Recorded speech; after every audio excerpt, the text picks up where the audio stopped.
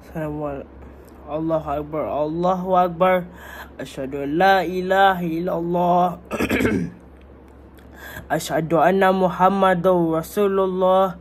Hayya 'alas shalah, hayya 'alal falah. Qad qamatis shalah, qad qamatis shalah. Allahu Akbar, Allahu Akbar. La ilaha illallah.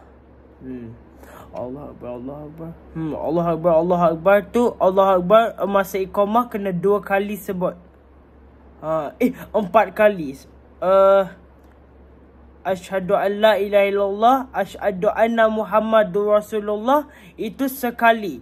Hayya 'alas shalah dan hayya 'alal falah pun sama.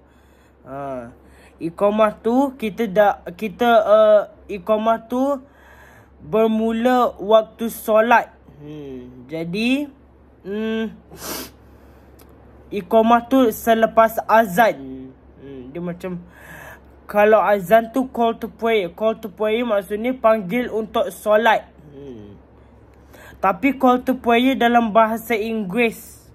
Jadi semua orang jangan lupa tekan like dan komen dan tengok view. Jangan lupa. Assalamualaikum warahmatullahi wabarakatuh.